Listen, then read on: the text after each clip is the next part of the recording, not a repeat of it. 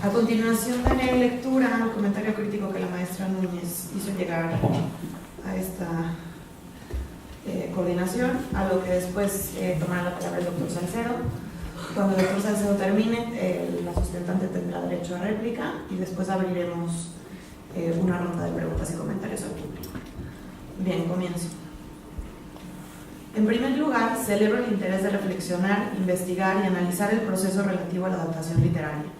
Sin duda alguna, con ello se continúa abriendo camino en la fundación de líneas de investigación interdisciplinarias y múltiples que serán por demás fructíferas y redundarán en una mayor comprensión y conocimiento sobre este tema para quienes estamos interesados en él. Las perspectivas desde donde se aborda este proceso son cada vez más diversas, como la que el día de hoy me ocupa comentar. El ensayo de la sustentante comienza con la frase: la vida de una obra literaria es proporcional a su capacidad de adaptación. Además de contundente, esta afirmación es por demás arriesgada, debido a que la obra literaria existe con independencia absoluta de cualquier adaptación que se haga sobre ella. Existen, de hecho, obras literarias famosas por no tener cualidades para ser adaptadas o por rebasarlas. Uno de los ejemplos más citados, incluso a manera de trivia, es la adaptación al cine de 100 años de soledad de Gabriel García Márquez, empresa que, a decir de múltiples guionistas cinematográficos, parece imposible. Es cierto que una vez habiendo sido adaptada una obra, su adaptación como producto llega a ser parte de un proceso que parece indivisible, como afirma Linda Hodgson, pero el que una obra literaria sea capaz de sobrevivir solo a partir de su adaptación es muy cuestionable. Su vida depende, sí, de cuántas lecturas se sigan haciendo en el tiempo. Esta idea, aunada a la mención de una cita de Virginia Woolf sobre la adaptación, famosa por referirse al tema de forma despectiva, considera que el cine es un parásito de la literatura, no resultan afortunadas para incluirse en las primeras líneas de un trabajo, a menos que se quiera alimentar una polémica que parece rebasada gracias a las reflexiones de especialistas en el tema, como la misma Hodgson o Robert Stamm, quienes proponen dejar de lado el prejuicio de referirse al tema en términos peyorativos. Aunque las nociones propuestas por la sustentante para el análisis pueden estar relacionadas entre sí, creo que constituyen demasiados elementos, al menos en el marco de este trabajo. Me refiero a los tres enfoques propuestos muy al inicio del ensayo, a saber, el análisis estructural basado en el trabajo de Luz Aurora Pimentel, la filosofía literaria de Ayn Rand y los estratos de la obra literaria de Romaní Gardner. De esta forma, ayudaría a la comprensión de la propuesta contar con un marco conceptual expuesto de manera más clara y tal vez elegir de manera franca uno de los tres que propone seguir. Por el propio texto, como se señala desde el título mismo del ensayo, me parece que Claudia se decanta por el pensamiento de Romaní Gardner. Si este es el caso, sería de utilidad al método de exposición un breve resumen, explícito y conciso, sobre los términos a emplear, sobre todo debido a que suelen ser por demás complejos para quienes no están familiarizados con la obra del filósofo polaco y también para quienes sí lo están, pero no necesariamente los relacionan con su aplicación en el contexto propuesto. Sobre todo, es necesario que quede muy claro a qué parte del proceso de adaptación se enfocará esta propuesta. Por lo que menciona la autora, se deduce que se enfocará en el guión. Sin embargo, no hay un párrafo en donde se diga esto de forma contundente, sino varios donde la autora se refiere de forma indistinta a la novela, al guión y a la película, incluso y sobre todo en sus conclusiones. Varios estudios son los que se han desarrollado para abordar el guión cinematográfico como una propuesta de carácter estético. No tengo noticia que se haya hecho desde la fenomenología y tampoco desde el pensamiento de Romaní Gardner. El guión constituye un puente, una especie de mediación que permite ir de la materialidad de la obra literaria a la materialidad del objeto cinematográfico. La manera de escribir un guión es muy variada y va desde guiones en extremo técnicos, donde efectivamente el lenguaje empleado no es el literario, hasta aquellos donde el trabajo de diálogos, entre otros, llama la atención por su riqueza. Por ejemplo, en el cine mexicano señalo el caso de la película El Apando, con un guión escrito por el propio José Revueltas y en el que el trabajo de diálogos corrió a cargo de José Agustín, o bien guiones que operan verdaderos cambios estructurales y construyen obras autónomas con cualidades estéticas a partir de las obras en las que están basados. Por ejemplo, la adaptación de Callejón de los Milagros de Naguib Mahfouz que hace Vicente Leñero, o bien casos como el del cineasta francés Éric Rohmer, en los que el guión tiene forma y estructura de cuento, o Santa, guión basado en la obra de Federico Gamboa y escrito por Orson Welles para Dolores del Río, que nunca se filmó y es famoso por su literariedad. En este sentido, vale la pena señalar una especie de contradicción en el trabajo de la sustentante, pues por una parte afirma que los guiones no deben ser poéticos y por otro concluye que el guión de Roberto Schneider es una obra de arte literaria, pero no explica por qué más allá de la identificación de los estratos del pensamiento ingardeniano. Claudia tiene acceso a los diversos tratamientos del guión en el que se basa Arráncame la vida. Los transcribe algunas veces en su trabajo, pero uno se queda con estas dudas. ¿Cómo es en apariencia el guión de Roberto Schneider? ¿Cómo está escrito? ¿Es muy técnico? ¿Cómo son su forma y su estructura? ¿Nos pueden dar ejemplos de su construcción y de sus diversos tratamientos? Estas preguntas me parecen muy importantes. Un guión está dividido en escenas. En cada una de ellas se indican 3 elementos fundamentales: la ubicación, interior y exterior, el lugar exacto donde se lleva a cabo la escena, set, el momento del día. Asimismo, contiene las indicaciones técnicas que se refieren tanto a encuadre como a movimiento y el tipo de transición entre una escena y otra o entre secuencias. ¿Cómo se indica esto en el guión de Schneider y cómo es con relación a la novela? Si bien hay casos en los que el análisis de una película llega hasta abarcar la obra completa, vista desde cualquier perspectiva, la tarea parece y es titánica, por lo que creo que es recomendable elegir aquellas escenas o secuencias en las que se observen con claridad los elementos en los que se pretende enfocar el análisis y hacerlo con detalle suficiente para que el lector pueda observarlos. Varias son las afirmaciones contundentes incluidas en el trabajo de la sustentante que no están fundamentadas o argumentadas. Entre ellas está, por ejemplo, aquella sobre el uso de la voz over o voz en off. La cita proveniente de Robert McKee, guionista y profesor de guión famoso y reconocido en Hollywood, que minimiza el trabajo de los guionistas que hacen uso de este recurso, se refiere a un juicio parcial. Cito: cualquier idiota puede escribir una narración en voz over para explicar los pensamientos de un personaje. Fin de la cita. Diario de un cura de aldea de Robert Gregson, El ciudadano Kane de Orson Welles, La naranja mecánica y Barry Lyndon de Stanley Kubrick y Trainspotting de Danny Boyle cuestionan lo que la sustentante identifica como una regla, proveniente de una ironía expuesta en El ladrón de orquídeas o Adaptation, película que aborda el proceso de adaptación cinematográfica e incluye paradójicamente como recurso narrativo principal el voice-over. Otro comentario que me gustaría comentar es aquel que afirma que el adaptador debe ser erudito en el tema a abordar para concretizar de forma adecuada los esquemas. Pienso que más que erudito, el adaptador debe mantener una postura estética ante la obra de la que parte y disponerse a realizar un ejercicio de entendimiento, de comprensión de la obra, de interpretación, como lo sugiere al hablar de concretización el propio Romain Gardner. Las adaptaciones que llevan a cabo una transculturización, como lo señala también Linda Hodgson, así lo muestra. Basta señalar 3 casos: la adaptación del relato de Joseph Conrad, El corazón de las tinieblas, en Apocalipsis, de Francis Ford Coppola, la adaptación de Emma, de Jane Austen, a los barrios ultradinerados de los años 90 en Beverly Hills, en Ni idea o Clueless, o las adaptaciones de Akira Kurosawa sobre obras de Shakespeare, Brand, basada en El Rey Lear, y Trono de Sangre, basada en Macbeth. El propósito de Romain Gardner era el estudio particular de cada una de las artes. Sin embargo, dedicó su mayor atención al estudio de la obra de arte literaria y denominó sus pocos estudios sobre las otras artes como casos fronterizos. Uno de ellos, a los que dedicó un artículo al que hace referencia a la sustentante en su trabajo, es el que Gardner dedica al drama cinematográfico, en su libro La obra de arte literaria, que se refiere solo al cine silente y donde afirma que el cine no tiene estrato fónico y tampoco de unidades de sentido. Desde mi punto de vista, tiene algo de razón porque una obra fílmica no es una obra literaria y no tiene por qué mostrar la misma esencia. En el caso del cine, la formación de unidades de sentido no proviene de las emisiones fónicas, sino de las imágenes y del montaje, tanto que muchas veces se habla en sentido metafórico del lenguaje cinematográfico. Aun cuando no se pronuncia ninguna palabra en una película, el acto narrativo no se detiene, tampoco la construcción de sentido. Por lo anterior, hablar de estrato de emisiones fónicas en el cine plantea un problema complejo. Claudia señala que con solo ubicar en la obra elementos que pueden identificarse con los estratos, se produce armonía polifónica. Sin embargo, según Ingarden, la armonía polifónica proviene de la manera en la que los estratos actúan en conjunción y hacen que el sentido brille y opalezca ante quien se coloca frente a la obra con una postura estética. Así, el adaptador puede, en el guión, plasmar el resultado de una lectura estética y disponerla para nuevas progresiones.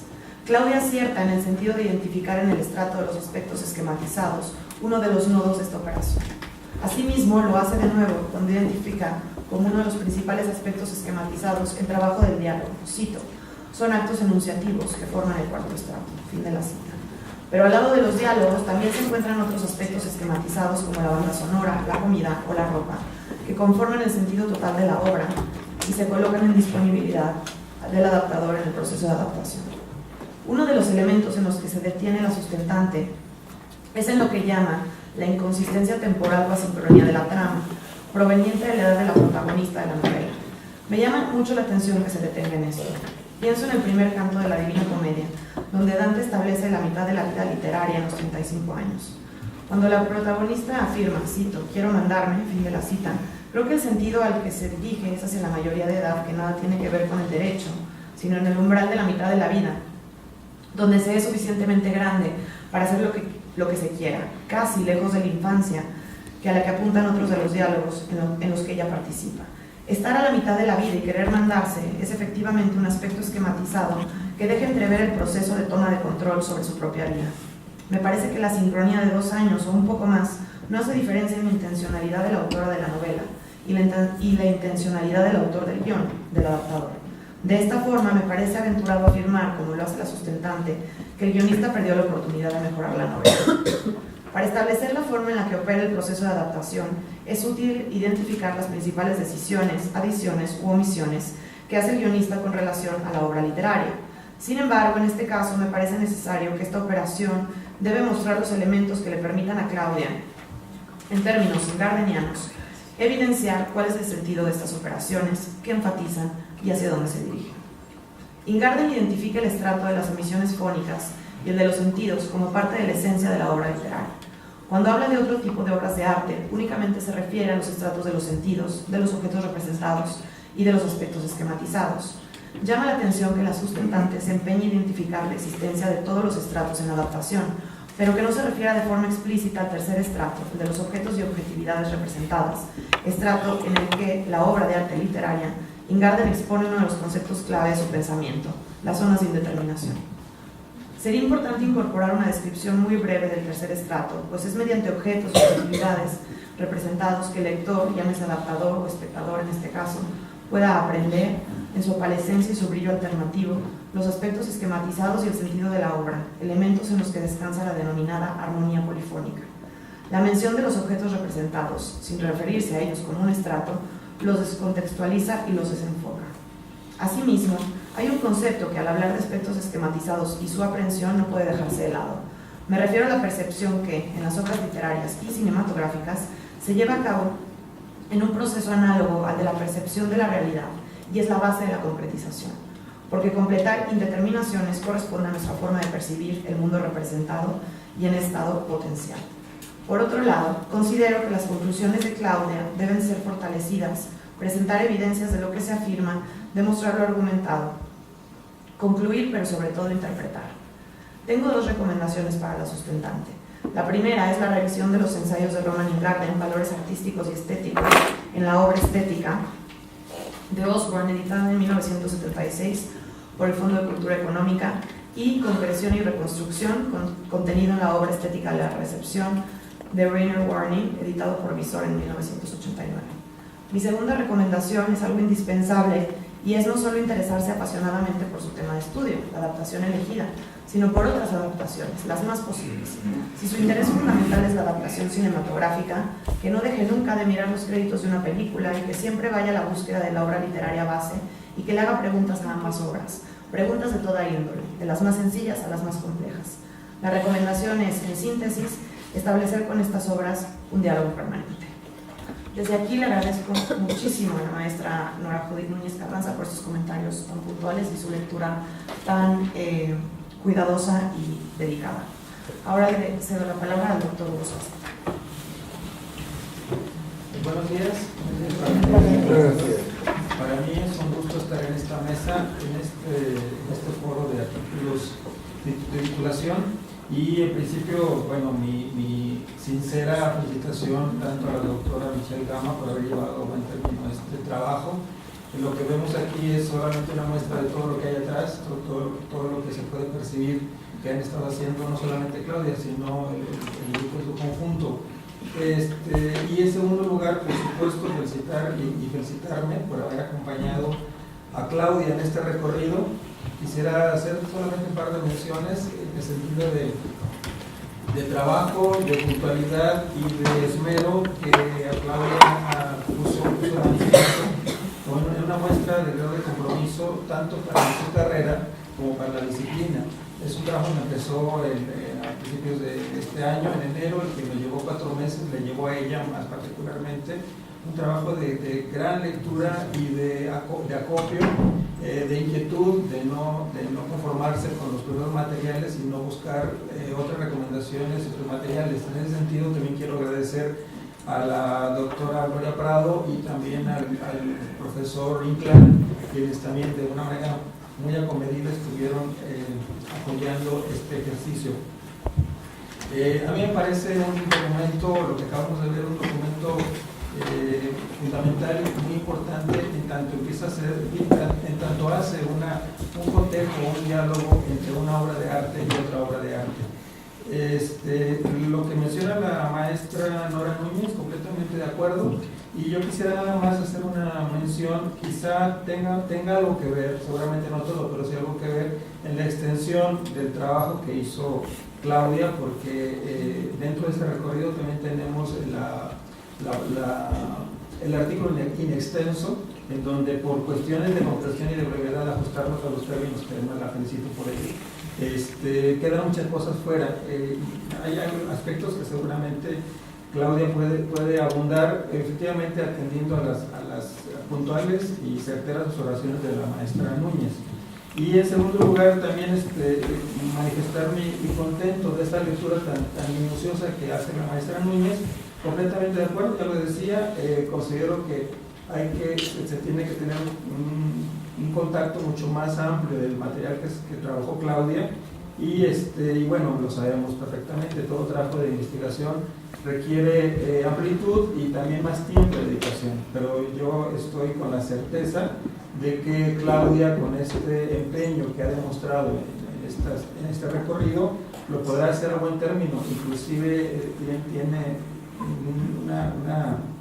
una gran decisión de poder dar continuidad a este trabajo y a este cotejo entre lo que decimos la adaptación como puente entre una obra de arte, entre las obras de arte. Estoy completamente de acuerdo también con la maestra Núñez. Seguramente se tienen que elegir escenas más precisas o secuencias muy puntuales para que nos permitan observar cada uno de estos acercamientos y mostrar los elementos de manera muy puntual en donde se evoluciona el sentido de lo que se quiere decir. Efectivamente, creo que el trabajo que se está presentando es un trabajo terminado, pero también que da la pauta para un desarrollo mucho más amplio. Reitero mi felicitación para los profesores que estuvieron acompañando también a Claudia y a Claudia misma por este gran logro que nos presenta. Muchas gracias.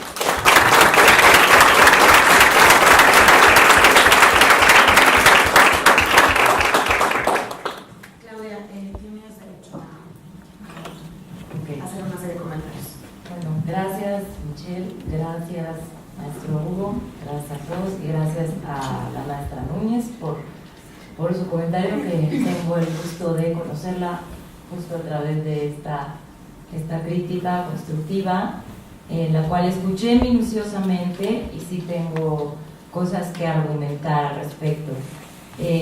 Luz Aurora Pimentel quedó fuera, yo creo que ella leyó como una versión previa, porque sí eran como demasiados marcos teóricos, y sí me centré en Roman Ingarden.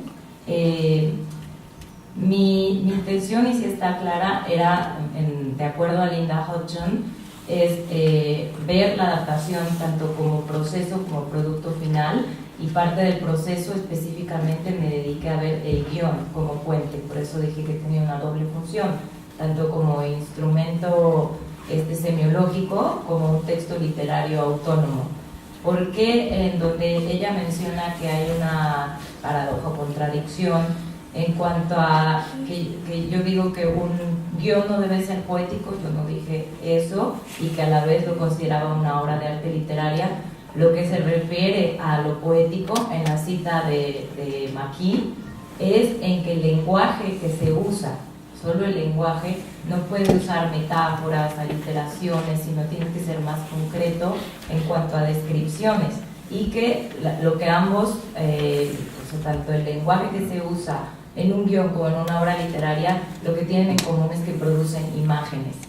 Eso, y en cuanto a que es una obra de arte literaria, es porque en el guión sí encontré una armonía polifónica y una interacción entre los 4 estratos de Roman Ingarden para considerar el texto solamente como una obra de arte literaria, y mi enfoque jamás fue como llevado hacia la parte estética para juzgar si era la parte estética y tampoco llegó a analizar la película.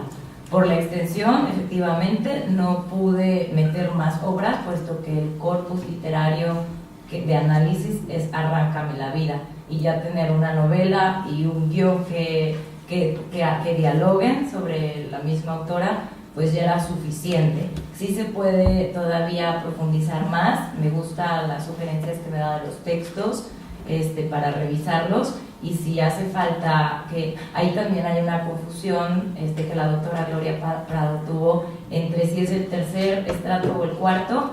De entrada, mi hipótesis era observar el cuarto estrato de los objetos representados como la parte que en el proceso de adaptación nos puede dar esa sustancia visual de tanto diálogos, personajes, las ocurrencias, que es lo que se traslada de un sistema a otro, y en parte de donde sí están las concretizaciones y los aspectos esquematizados es justo al final, cuando el personaje de Catalina hago mi propia aprehensión como lectora de tanto un texto y el otro, al hablar de Catalina y cómo ella se adapta, de pasar a ser, ahí no incluí en la versión corta, pero el viaje del héroe de Campbell, como una heroína empieza aquí y tiene todo un proceso de transformación y termina acá.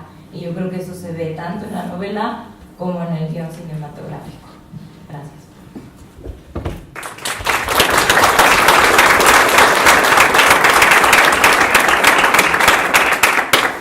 Quedan unos minutitos para preguntas y comentarios. Bien, en caso de... No, yo digo que antes que nada es una felicitación para Claudia. No es fácil comparar efectivamente una novela, una adaptación cinematográfica, porque realmente es una labor titánica, y hacerlo de una forma tan concreta y con tantos elementos es muy alabable. Felicidades.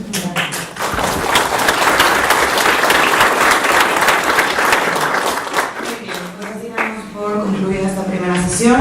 Muchísimas felicidades a la sustentante, y les pido por favor que en 5 minutos continuamos con la siguiente ponencia. Gracias.